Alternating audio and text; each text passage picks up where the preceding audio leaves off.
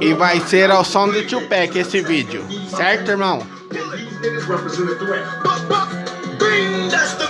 Glock G15 aí, né? Vai dar só um tirinho aqui só pra tentar acertar aqui, ó.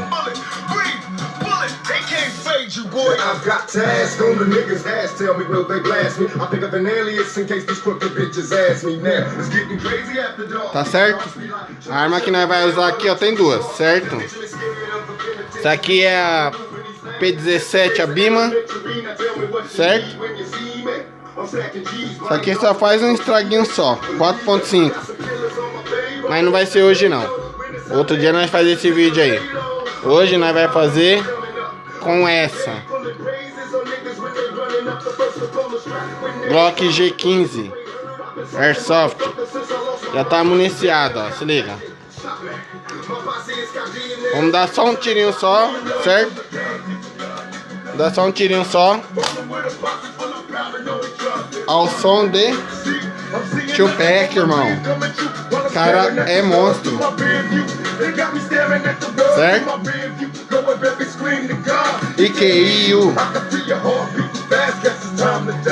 Passado, né?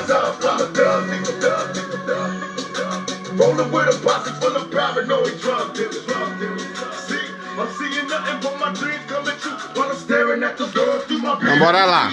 Como eu disse, ó, vai ser um tiro aqui, ó. Somente, tá ok? Um só. Tô sozinho aqui, não tem quem segurar a câmera, um tiro só pra testar a Glock G15. Comprei ontem a munição, certo? Munição de 12 gramas.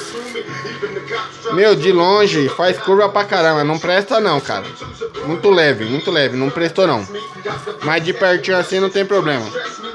Então bora lá, vou dar uma pausada aí que é pra me engatilhar e dar o único tiro, o único disparo, tá ok? Bora lá, como eu falei, né, mano, nós vai tentar acertar lá, velho. A distância é curta, ó.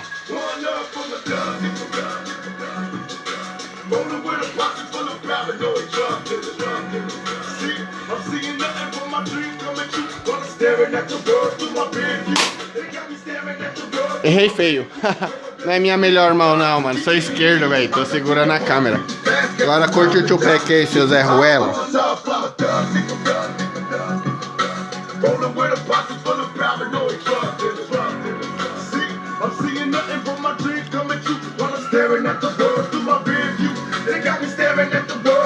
Aí, só pra demonstrar, olha só o estrago que essa faz, ó. Moro sozinho aqui, Joe. A casa é minha. Destruo tudo mesmo, mano. Se liga. Olha a porta do banheiro como ficou.